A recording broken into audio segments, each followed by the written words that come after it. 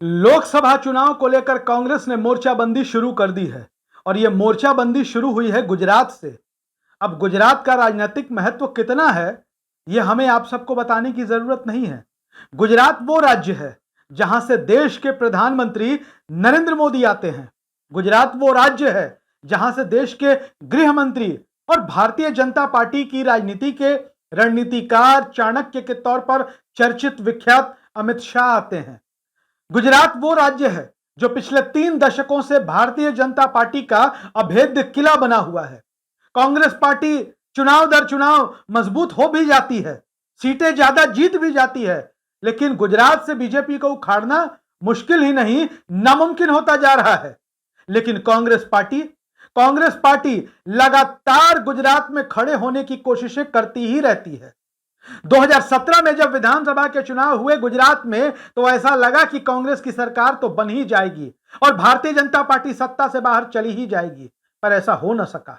और फिर जब 2022 के चुनाव के नतीजे आए, तो आम आदमी पार्टी ने वोट काटकर कांग्रेस को इतनी गहरी चोट दे दी कि भारतीय जनता पार्टी के कमल का जो परचम है वो एक बार फिर से गुजरात में लहरा गया। लेकिन कांग्रेस पार्टी आजादी के आंदोलन के कोख से निकली हुई पार्टी है। कांग्रेस पार्टी इतनी जल्दी हार नहीं मानती। चुनाव दर चुनाव कांग्रेस हारती है, लेकिन संघर्ष करना नहीं छोड़ती। कांग्रेस ने अपने राजनीतिक जीवन में, राजनीतिक इतिहास में बहुत सारे हार, बड़ी बड़ी हार और बड़े बड़े जीत देखे हैं, लेकिन कांग्रेस जो अपना काम करती है वो करती ही रही है। और वो गुजरात, जब 2014 का लोकसभा का चुनाव हुआ, जब नरेंद्र मोदी का वेब जो था, नरेंद्र मोदी का नाम जो था, वो पूरे देश में छाया हुआ था, मोदी के नाम की सुनामी चल रही थी, कांग्रेस को एक भी सीट नसीब नहीं हुई। 2019 में लोकसभा के चुनाव होते हैं, नरेंद्र मोदी के नाम का जो वेग था वो और ज्यादा आसमान में पहुंच जाता है और उस वक्त भी कांग्रेस को एक सीट हासिल नहीं होती है। 26 की 26 लोकसभा सीटें कांग्रेस हार जाती है। हां, कांग्रेस पार्टी 26 सीट पर बीजेपी को चुनौती जरूर देती है, लेकिन यह सीट में तब्दील नहीं हो पाती है। लेकिन अब कांग्रेस पार्टी गुजरात में अपनी मोर्चेबंदी को शुरू कर चुकी है और गुजरात भेजा किसको गया है? मुकुल वासनिक को।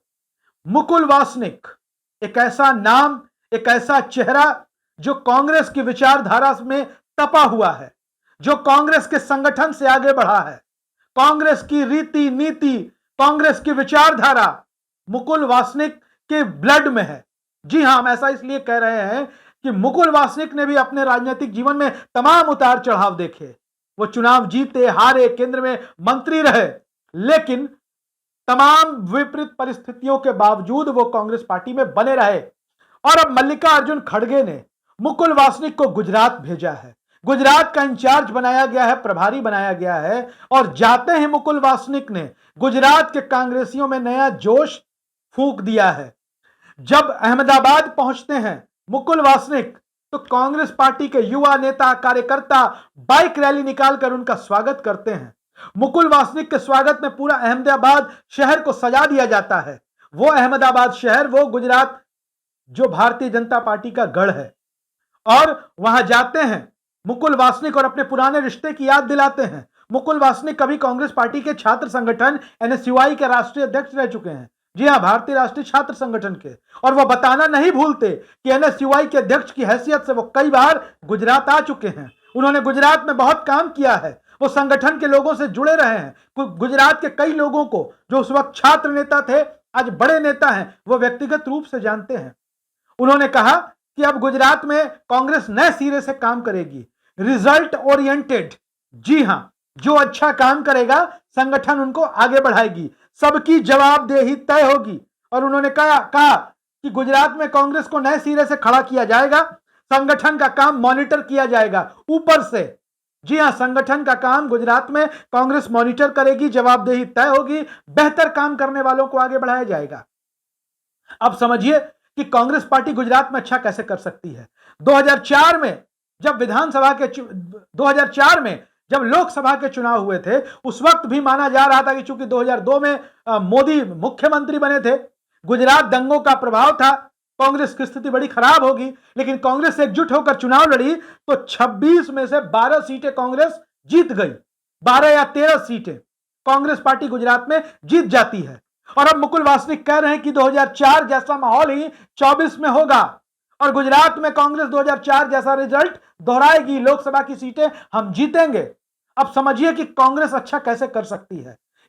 शक्ति सिंह गोहिल कांग्रेस के बड़े नेता, राज्यसभा के सांसद, अभी वो गुजरात कांग्रेस के प्रदेश अध्यक्ष हैं और पूर्व अध्यक्ष जगदीश ठाकुर भी उनके साथ मिलकर काम कर रहे हैं।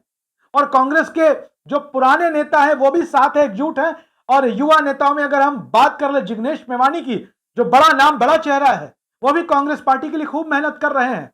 और शक्ति सिंह गोहिल ने तो जैसे वोट काटने वाली आम आदमी पार्टी जो थी, कांग्रेस को परेशान करने वाली, उसको ध्वस्त करने का, समाप्त करने का ही फैसला ले लिया है। कांग्रेस पार्टी के ही कुछ नेता जाकर आम आदमी पार्टी में मिल गए थे जो असंतुष्ट थे, नाराज थे। अब सभी असंतुष्टों को, नाराजों को मिलाने की कवायद में शक्ति सिंह गोहिल लगे हुए हैं। आम आदमी पार्टी के नेता लगातार झाड़ू छोड़कर कांग्रेस का हाथ थाम रहे हैं।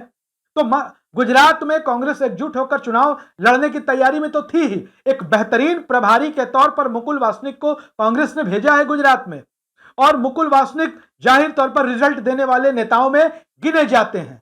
और ऐसे में कांग्रेस पार्टी 2004 की तरह चौंका दे 2024 में भी, तो आश्चर्य नहीं होना चाहिए। वीडियो अच्छा लगे शेयर करिए। और क्या सोचते हैं आप मुकुल वासनिक के बारे में, मुकुल वासनिक की राजनीति के बारे में? वीडियो अच्छा लगे शेयर करिए, अपनी राय जरूर लिखिए। धन्यवाद।